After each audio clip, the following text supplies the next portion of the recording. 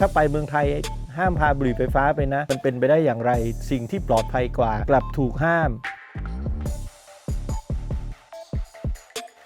บุหรี่ไฟฟ้าหรือว่า Electric Cigarette เนี่ยผมเริ่มใช้ก็สัก 6-7 ปีที่แล้วเนี่ยมันเป็นสุญญากาศอยู่มันไม่มีว่าถูกหรือผิดมันไม่อยู่ในสารระบบใดๆทั้งสิ้นถ้าเรียกตามกลไกการใช้งานก็คือ Vaporizer ก็คือการระเหยน้ำขึ้นมาเป็นไอน้ำอันตรายที่เกิดจากบุหรี่ยาสูบก็คือการสันดาบคือการเผาไหม้สิ่งที่ตามมาคือน้ำมันดินหรือทา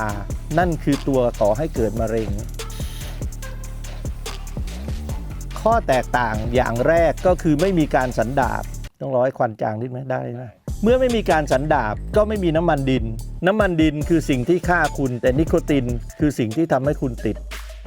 คือเริ่มต้นกฎหมายที่ออกมาแบนบุหรี่ไฟฟ้าเนี่ยเริ่มจากในยุคของคสช.ไม่ว่าจะไปที่ไหนก็เจอบารากูเยอะมากโดยนำข้อมูลที่เกี่ยวกับบารากูซึ่งอย่าลืมว่าบารากูเนี่ยมันมีการเผาไหม้มันมีการสันดาบแต่เวลาเขียนเนี่ยเขาใช้คำว่าบารากูไฟฟ้าและบุหรี่ไฟฟ้ากระทรวงสาธารณสุขซึ่งในสมัยนั้นไม่มีอำนาจในการสั่งการเรื่องของการห้ามนำเข้าห้ามผลิตห้ามจำหน่ายผ่านทางกรมควบคุมโรคอ้างถึงอันตรายต่างๆนานาแล้วส่งเรื่องไปให้กระทรวงพาณิ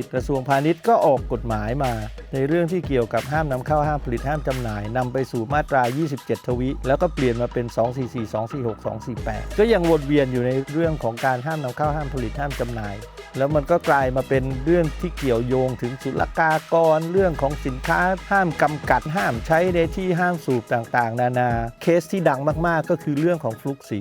ท้ายที่สุดที่เขาโดนจับก็คือเนื่องจากมีบุหรี่ไฟฟ้า1ชุดที่ชัดกว่านั้นมีนักท่องเที่ยวเป็นผู้หญิงจากฝรั่งเศสมาพร้อมครอบครัวก็ถืออยู่ในมือแค่ถือนะครับถูกส่งตัวไปอยู่กรุงเทพแล้วไปติดคุกอยู่ที่กรุงเทพอีก 5-6 วันผมว่าไม่น้อยยังเข้าใจผิดว่าอุปสรรคสำคัญของเราคือโรงงานยาสูบซึ่งจริงๆผมพูดไว้ตรงนี้เลยว่าไม่ใช่ถ้า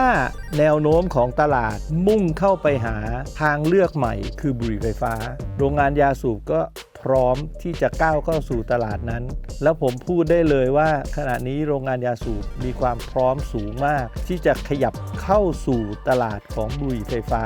เงินที่สะพัดอยู่ในตอนนี้ที่เป็นตลาดมืด 100% อยู่เนี่ยตัวเลขสูงมากในขณะนั้นเมื่อ3ปีที่แล้วเนี่ยตีขั้นต่ำสุดอยู่ที่ 6,000 ล้านบาทซึ่งรัฐบาลเก็บไม่ได้แม้แต่บาทเดียวเพราะเป็นตลาดมืด 100% ก็คุณไปแบนมันและตลาดนี้ทวีคูณทุกปีสมมุติกันเล่นๆว่าถ้ารัฐบาลจัดเก็บภาษี 20% คุณไปคูณเอาเองเลยว่าจะได้เท่าไหร่ในนามของ ECST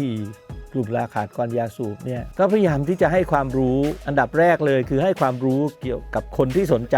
อีกสิ่งหนึ่งก็คือเราพูดกันเองได้ว่าอันเนี้ยมันปลอดภัยแต่ตราบใดที่ยังอยู่ในที่สาธารณชนโดยเฉพาะยิ่ง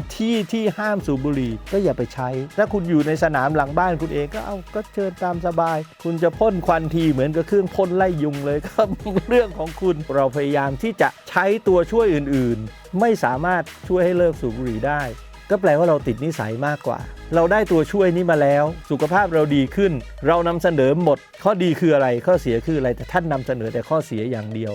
มีคนบอกว่าวิธีการหักดิบก็คือให้เลี่ยงตัวเองออกมาจากสิ่งจำเป็นเดิมๆบางคนอยู่ในที่ทำงานทุกคนสูบบุหรี่คุณจะให้เขาลาออกจากงานเหรอครับผมพูดเสมอว่าถ้าคุณหักดิบได้ยินดีด้วยแล้วท้ายที่สุดเลิกเวฟได้ก็ยิ่งดีใหญ่เลยแล้วคนที่ไม่เคยติดบุหรี่จะมาสอนวิธีเลิกสูบบุหรี่ให้กับคนติดบุหรี่แค่คิดก็ตลกแล้ว